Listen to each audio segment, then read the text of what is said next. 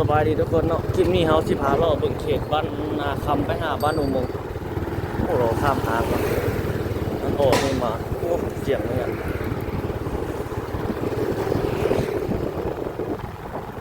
โอ้ยังไปใส่ไม้ใส่กันเลยครับค่อยขี่เอาสิเข้าแถวหน้าเฮาเข้าห้องบ้านไปเบิ่งบ่อนนาโรงแรมมันน่ะเจ้าเฮ็ดได้หลายแล้วบ่หลายสั้นเจ้าเห็นกันเลยโอ้ตัวนี้เป็นร้านขายรถเนาะตัวนี้นะนี่เดียวประมาณนี้นะ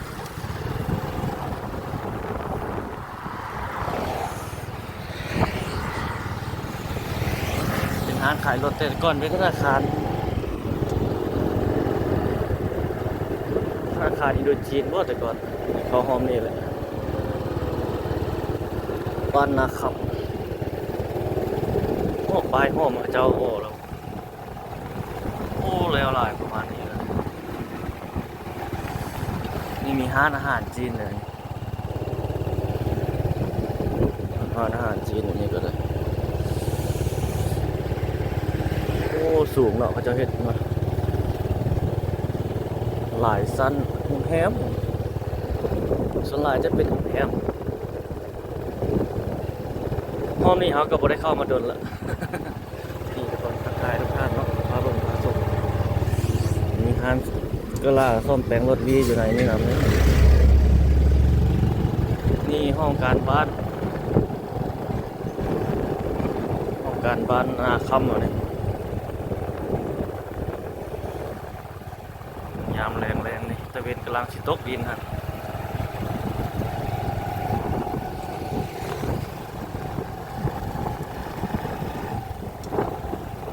บ้านนาคำต่อใส่อุโมงค์ในทางหน้านี่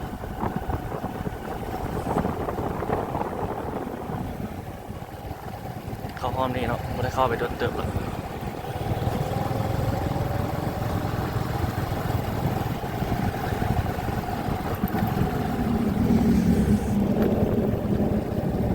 บรรยากาศ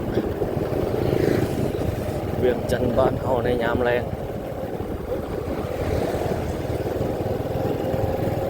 โอ้เจ้านี่มางทับมางมาได้เงินหลังนี้มีจะแม่นคนจีนเฮ็ดบ่เลยไม่บ่เลยจังได๋แถวนี้คนจีนก็เศร้าอยู่หลายเฮือนอยู่แถวนี้โอ้หนาวเลยทุกคนเลย เย็นๆเนาะแรงมาแล้วเย็นแบบนี้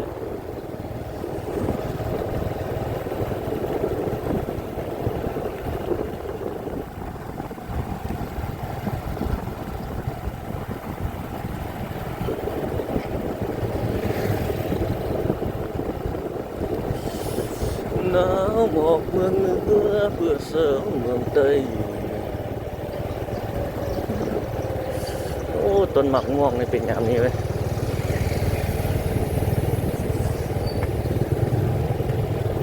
หมากม่วงก็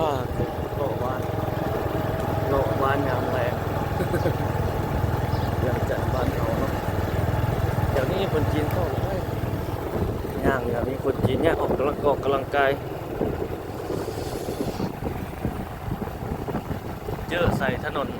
สุภานุวงศ์โอ้โหรถติด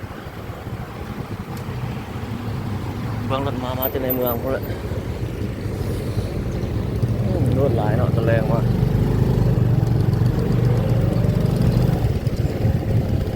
คนกลับบ้านกลับซ่องกลับเจ้ากลับเมือง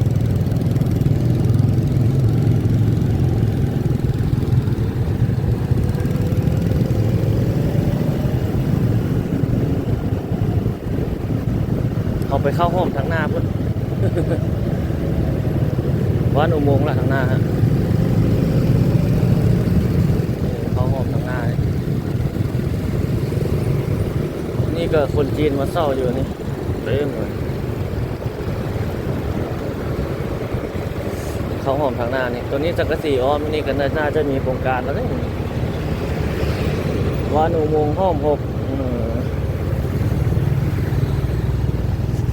โอ้เนี่ยเขาเจ้าจกดินกองมานี่เอาอยู่ใส่มาไว้นี่เต็มเลยน่าจะจกด้านนั้นนี่ด้านทางหลังกันเนี่ยโอ้ มีโครงการอยู่ทางหลังอันนี้เกี่ยวไปเบิ่งเนาะน่าจะมีโครงการทางหลังนะเดี๋ยวขี่อ้อมเกี่ยวไปเบิ่งทางเบื้องนั่นวาดเหมือนเดี๋ยวดูกัน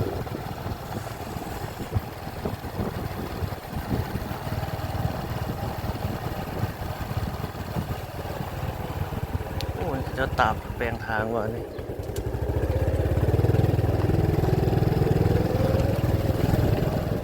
สิพาไปเบิ่งตัวนี้มันมีโครงการอยู่ในที่ งานแปลงรถคนจีนสร้างคนจีน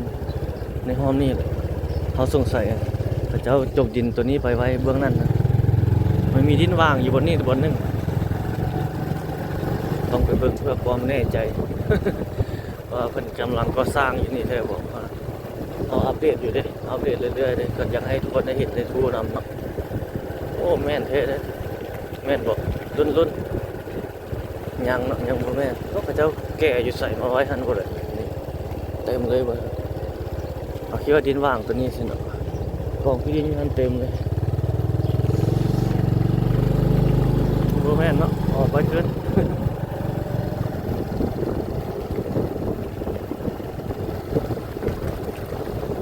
เลาะบ้านนาคำบ้านอุโมงค์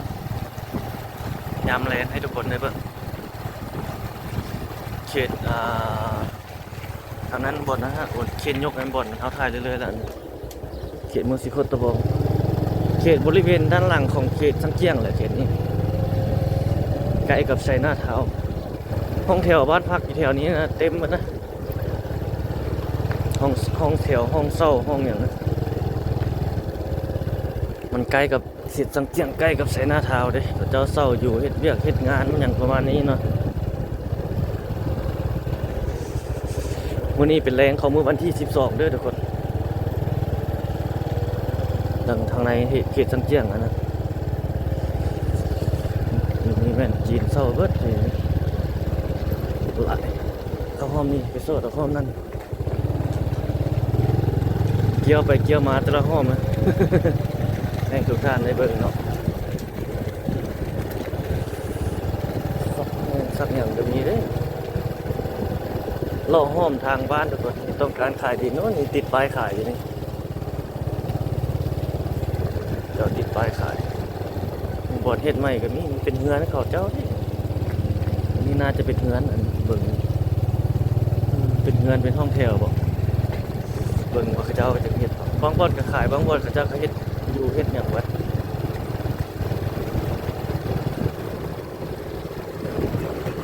เอาออกมานี่เป็นห้อง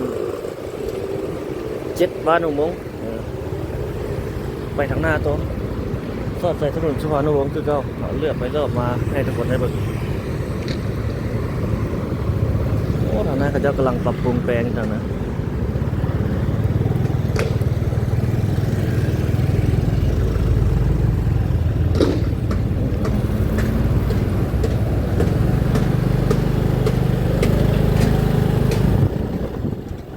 บ้านหนองปะไนบัดนี้หนองปะไนพอนี่เนาะปุ๊บบ้านหนองปะไนห้อง1ห้อง5นี่บ้านนาคำบ้านอุโมงค์วันนี้มาต่อใส่บ้านหนองปะไนโอ้แถวนี้เงินงามหลายห้องนี้เกิดเงินให้เศร้านี่เขาเจ้าให้เศร้าเด้ถ้าบุญไข่เศร้าเนาะติดป้ายโดนเหรอห้องแถวร้านสื่อร้านอย่างนี้ทางนั้นตึกโรงแรมทางในสังเกียงเพื่อน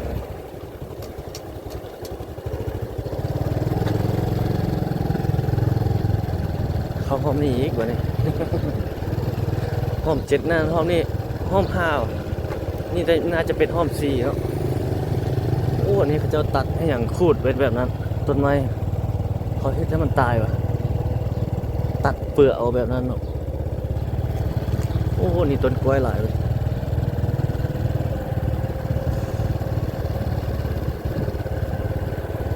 โอ้ต้นกล้วยต้นไผ่มีพร้อม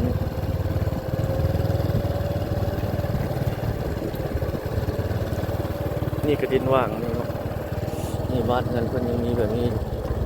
เหมือนไม้ทรงเราวเดิมโอ้บางเงินเพิ่นก็อยู่แบบเดิมๆมาแต่คือแต่ก่อนพุ่นนี่ยังดินว่างอยู่นี่เป็นปั๊มน้ำมันตัวนี้ใกล้กับเซเว่นนะทีนี้ถัดแทนเป็นเซเว่น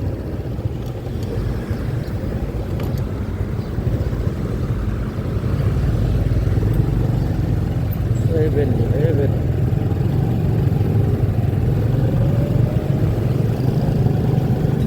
เข้าห้องนี้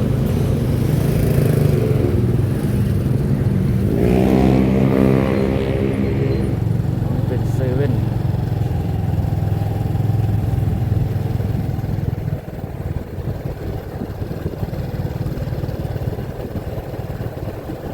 ทางในทั้งเที่ยงให้มีเคนมีอย่างขึ้นเนาะนี่เงินพระเจ้าโอ้หลังใหญ่เนาะเหมือนตั้งเดิมก็มีอันอยู่ใหม่ก็มีสร้างขึ้นใหม่โอ้มาที่เป็นอาญาได้ว่ะ ว้าวประตู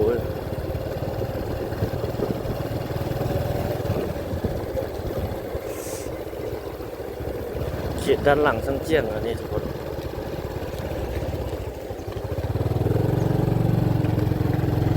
อันนี้ห้องแถวห้องเศร้าของสังเจียงด้านหลังสังเจียงอันนี้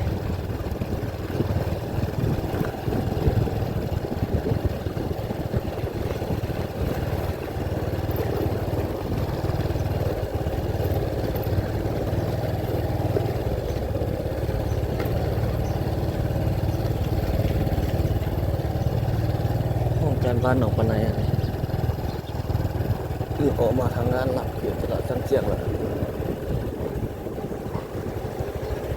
มีทางเข้าด้านหลังสังเจียงคลิปนี้ประมาณนี้ก่อนซะทุกคน ด้านหลังสังเจียงแล้วเนาะขอบใจทุกท่านที่รับชมทุกคนพบกันใหม่